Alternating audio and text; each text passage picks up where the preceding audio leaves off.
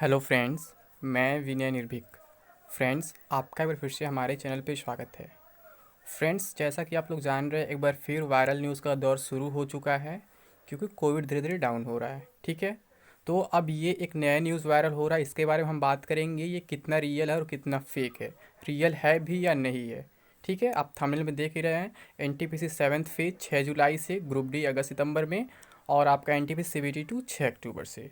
तो अब इस समय ये हो गया है कि आप लोग का बिल्कुल यूट्यूब से विश्वास उठ गया है। ठीक है, इसके जिम्मेदार हम यूट्यूबर्स हैं।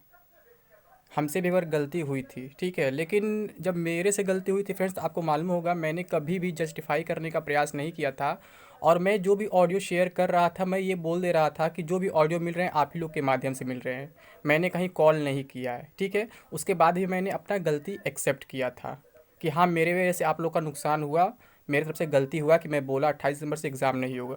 बट यहाँ पे कुछ ऐसे चिंदी चोर यूट्यूबर्स हैं जो गलती भी कर रहे हैं, फिर उसे जस्टिफाई करने के लिए फिर कॉल रिकॉर्डिंग दोबारा दिखा रहे हैं कि हाँ, मोबाइल नंबर दिखा रहे हैं कि देखिए मैंने इस नंबर पे कॉल किया, फ़ोन नंबर दिखा रहे हैं बोर्ड का। फिर फ़ोन नंबर से भी ये नहीं काम चल रहा है, अगर उनका फेक साबित हो जा रहा है तो फिर नोटिस तक वायरल करा दे रहे हैं। तो ये काफ़ी गलत है। कुछ चिंदी चोरों की वजह से पूरे यूट्यूब फैमिली को बदनाम करना कहीं से भी सही नहीं है। तो मैं उन सब की तरफ से आपसे माफ़ी मांगता हूँ फ्रेंड्स कि पूरी यूट्यूब फैमिली गलत नहीं हो सकती है, गलती इंसान से ही होती है। लेकिन इंसान अगर अपनी गलती मान ले तो सही होता है, अगर वो बार बार उसे जस्टिफाई करने का प्रयास करे तो इंसान कहलाने लायक नहीं है। ठीक है, मैं यही जानता हूँ, गलती हमसे भी होती है, आपसे भी होती है, सबसे गलती होती है। लेकिन गलती को एक्सेप्ट करने के लिए अंदर दिल होना चाहिए। ठीक है, उतना बड़ा कलेजा होना चाहिए कि हाँ, अपनी गलती को एक्सेप्ट कर सके पब्लिक के सामने। कुछ लोग तो ये होते हैं कि भाग जाते चैनल बंद करके, कुछ लोग कमेंट बॉक्स बंद करते गाली खाने के डर से।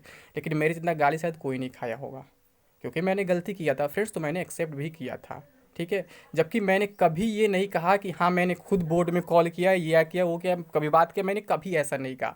मैं बस आपसे वही लॉजिकली बात कर रहा था और प्रूफ बेस्ड बात कर रहा था कि रेलवे कभी भी बिना नोटिस के अचानक एग्ज़ाम नहीं कराया है। ठीक है, तो यहाँ कहीं ना कहीं रेलवे की भी गलती थी, रेलवे का पूरा माइंडसेट चेंज हो चुका है और रेलवे की गलती का खामियाजा मुझे भी भुगतना पड़ा, मुझे गाली खाना पड़ा। क्योंकि मैं तो रेलवे के ट्रेंड के अकॉर्डिंग ही बात कर रहा था। रेलवे हमेशा नोटिस दे के एग्ज़ाम कराता है, 45 दिन पहले नोटिस देता है। बट फर्स्ट टाइम मैंने ऐसा देखा एनटीपीसी एग्ज़ाम में कि जब 28 नवंबर से एग्ज़ाम स्टार्ट हुआ था तो कोई नोटिस नहीं दिया गया, मात्र 11 दिन पहले शेड्यूल जारी किया गया। जबकि शेड्यूल आपका हमेशा 45 दिन पहले जारी होता है। फ्रेंड्स, आप रेलवे का इतिहास पता कर सकते हैं। इसी कारण से मैं कभी विश्वास नहीं कर पा रहा था कि 28 दिसंबर से एग्ज़ाम होगा। बस मेरा और कोई मकसद नहीं था, मुझे किसी को बदनाम नहीं करना था, मुझे ये नहीं करना था कि आप लोग तैयारी ना करें और आप लोग तैयारी छोड़ दें, मेरा सिलेक्शन हो जाए, क्योंकि मुझे उससे कोई मतलब नहीं है, आप लोग जानते हैं। ठीक है, लेकिन अगर गलती होती है तो एक्सेप्ट करना भी बनता है। तो मैं बोला भी था कि अगर गलती होगी मैं सबके सामने माफ़ी मांगूंगा अपने चैनल के माध्यम से, और मैंने माफ़ी मांगा भी था। ठीक है, लेकिन कुछ लोग ये कह रहे हैं मैंने चैनल बंद करने को बोला। मैं चैनल बंद करके कभी नहीं बोला था फ्रेंड्स। मैं क्यों चैनल बंद करूंगा, मैं भी एक इंसान हूँ, आप भी एक इंसान हैं। ठीक है, गलती मुझसे भी हुई है, आपसे भी होती होगी।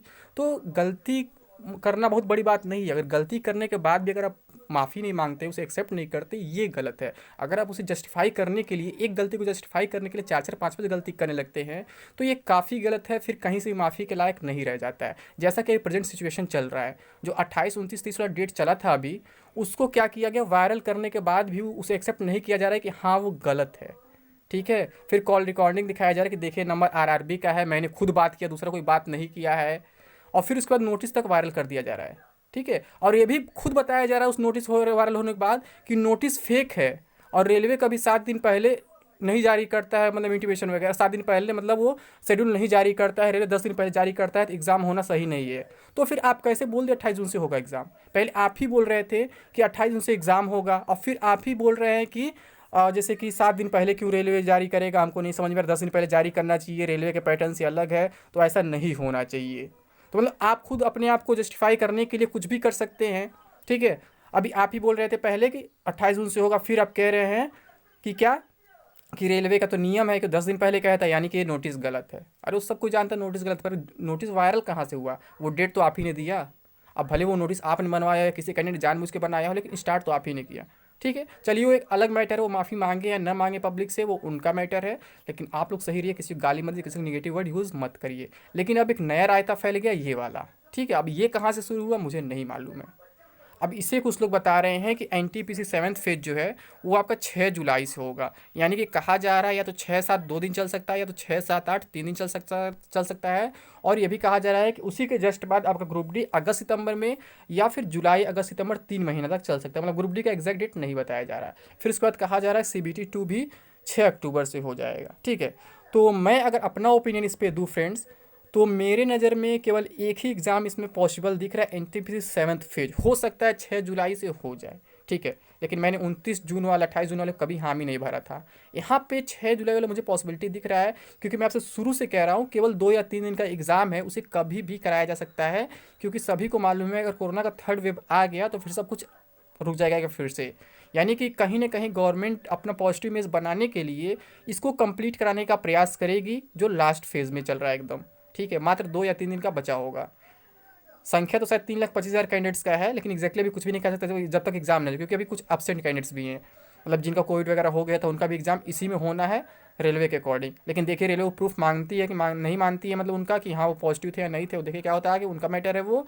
लेकिन मैं यही कहूँगा, इस बात को डायरेक्टली मैं नकार नहीं पाऊंगा, इतनी हिम्मत नहीं है कि 6 जुलाई से एग्जाम हो गया नहीं होगा, मैं डायरेक्टली नहीं कह सकता हूँ। ठीक है, मुझे इस पे उम्मीद दिख रहा है। मैंने आपसे पहले भी बोला कि एनटीपीसी 7th फेज कभी भी हो सकता है, जुलाई अगस्त सितंबर कभी भी हो सकता है, क्योंकि मात्र 2 या 3 दिन एग्जाम है। अगर ये लोग करा लेंगे तो इनका काम थोड़ा आगे बढ़ जाएगा। काम आगे बढ़ेगा तो फिर कैंडिडेट्स के अंदर भी खुशी रहेगी, सीबीटी 2 का अपना प्रिपरेशन करेंगे। लेकिन अगर ग्रुप डी का बात करें फ्रेंड्स, तो मैं ऑलरेडी बता चुका हूँ ग्रुप डी में बहुत सारी प्रॉब्लम्स चल रही हैं। अभी कहीं से भी कुछ भी दिख नहीं रहा है कि हाँ ये एग्ज़ाम करा पाएंगे अगस्त में, जुलाई में, कभी भी। मिनिमम सितंबर हम मान के चल रहे हैं फ्रेंड्स कि सितंबर तक ही कुछ हो सकता है। वही सितंबर तब पॉसिबल है जब कोविड का थर्ड वेव नहीं आता है। तो अगर कोविड का थर्ड वेव आता है तो समझिए ये साल भी खत्म हो जाएगा।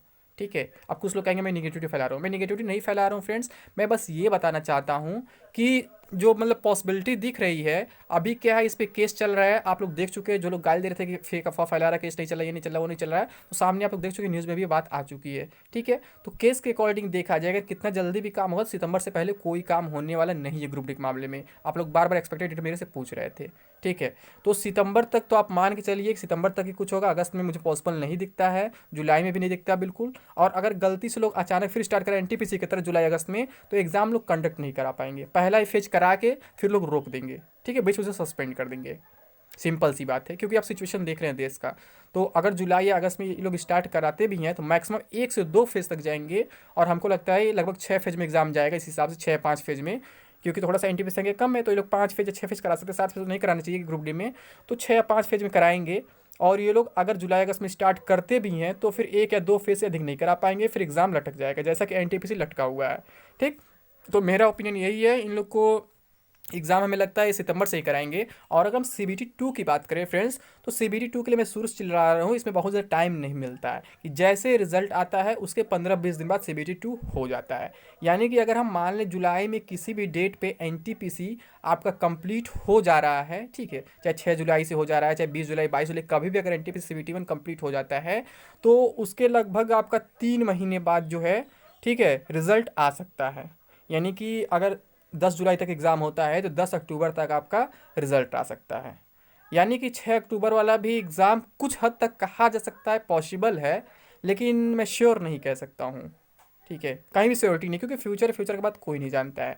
बस मेरा एक अंदाज़ा यही कि अब तक रेलवे ने क्या किया है कि किसी भी एग्ज़ाम के 1 महीने बाद आंसर की दिया, लगभग 25 से 30 दिन के बाद, और लगभग 3 महीने बाद रिजल्ट दिया है। फिर रिजल्ट देने के बाद लगभग 20 दिन के अंदर ही अगर सीबीटी 2 कराना, सीबीटी 2 स्टार्ट करा दिया है। और अगर फिजिकल वगैरह कराना थोड़ा टाइम लग सकता है, लेकिन सीबीटी 2 जो है 20 दिन के अंदर स्टार्ट हो जाता है नॉर्मली। तो मेरा यही कहना है कि पहला और तीसरा पॉसिबल हो सकता है, लेकिन जो दूसरा ऑप्शन ग्रुप डी वाला है वो मुझे पॉसिबल कहीं से भी नहीं दिख रहा है। अब इस वायरल खबर को मैं डायरेक्टली नकार नहीं सकता हूँ, मैं बस यही कहूँगा, मैं डायरेक्टली एक्सेप्ट कर सकता हूँ, लेकिन मैं यही कहूँगा गलती सभी से होती है। तो आप लोग उसे ज़्यादा हवा मत दे, ठीक है, अपना काम करें, अपने प्रिपरेशन पे केवल फोकस करें। ठीक है फ्रेंड्स, तो अभी के लिए बस इतना ही। Thank you. जय हिंद, जय भारत।